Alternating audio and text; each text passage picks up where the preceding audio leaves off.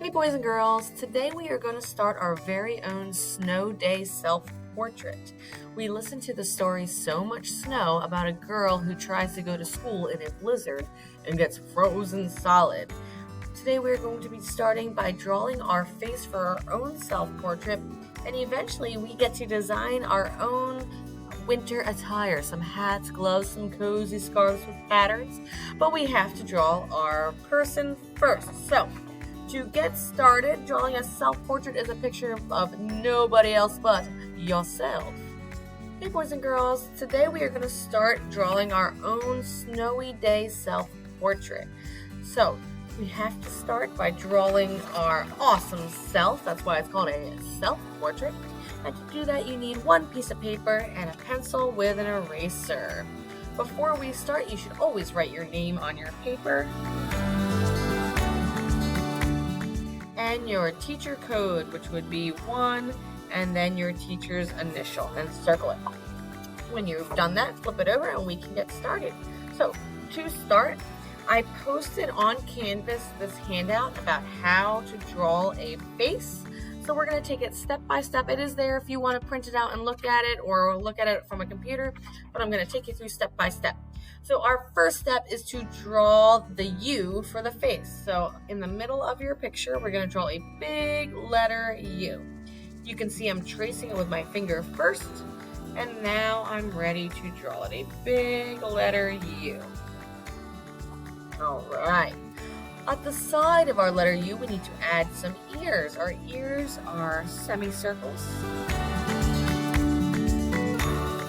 We also need to draw a neck and shoulders. Now, some of this will be covered by the scarf that we make, but we have to draw it in because we need somewhere to put our scarf, and if we don't have a neck, we don't have a place for a scarf. So, starting at the side of our letter U, we're going to make 2 lines that come straight down. 1, 2. They're only about 2 fingers long, not very big. Then I'm going to draw a curved line to connect. All right. From each side of my lines here, I'm going to make a diagonal line that comes out and then down. Diagonal line that comes out and then down. If you drew your head and your neck really, really big, these lines might go right off the page, and that is okay. All right, we are now ready to start talking about hair. So let's take a look. There are all different ways that we can draw hair.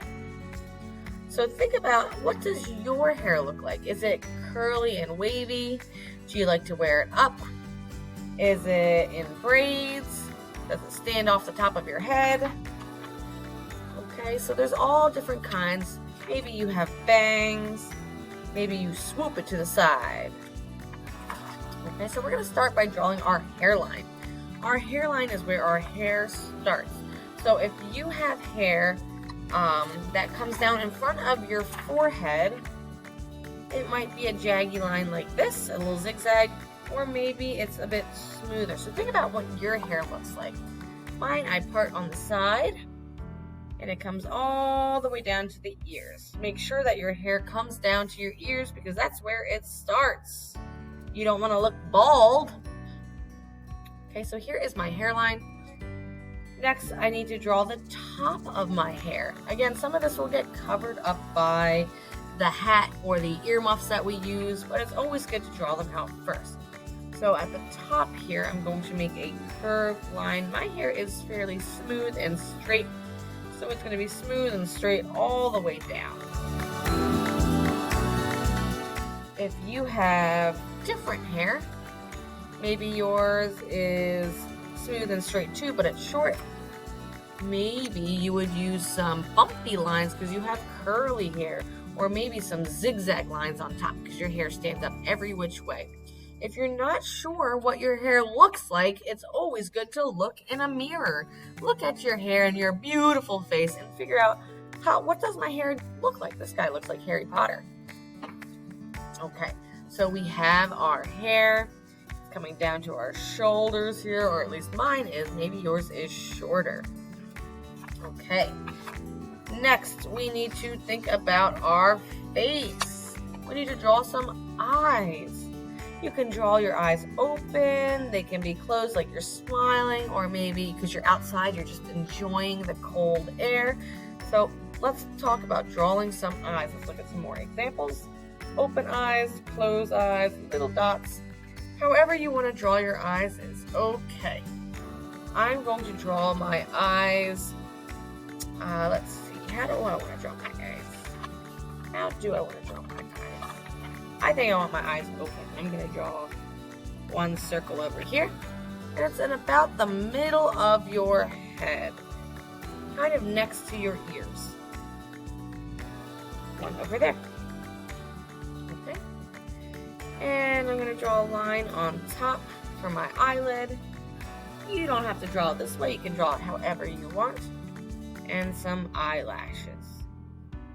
Everybody has eyelashes, but if you don't want to add them, you don't have to. Next, I need a nose, and we can draw our nose many different ways as well. You can make a small U shape. You can make the upside down question mark. You can make kind of an L shape. You can do whatever kind of nose you want. I'm going to do the upside down question mark. So I start in the middle, come down and around like a question mark. Okay, your nose should be kind of halfway between your eyes and your chin. So if you take your two fingers and they meet in the middle, they should be pretty close. All right. Next is to draw our mouth. Now, this is our snow day self-portrait. And I don't know about you, but I'm usually pretty happy on a snow day. So I'm going to draw a big smile. I'm going to start with a big curved line. And then I'm going to draw another line underneath, making kind of a semicircle. I want to add some teeth. To do that, I'm going to make a straight line that goes across. And then I can shade this in for the inside of my mouth. Looking good. The last step is to add any details that make your face look more like you. Do you have freckles? Miss Gardan does, so I'm adding in freckles. Maybe you have a mole. Maybe you have a birthmark. Ooh, don't forget eyebrows. They go above our eyes. They help give us a facial expression. You can draw your eyebrows any way you want. You can do it with one line. You can make them thicker by drawing another line right next to it. Okay. And I'm going to draw a highlight in my eyes and shade the rest in dark. We will color these later, so don't worry about coloring anything in right now. We are just getting started.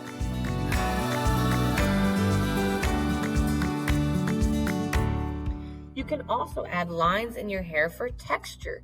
Texture is the way something feels. Now, my hair is very straight, so my lines are going to be very straight too. Coming all the way down. If you had curly hair, you would make some bumpy lines or some curlicues inside. Your self-portrait is now ready for the next step, which will be moving on to making and designing our hats and gloves. So stay tuned for that next step.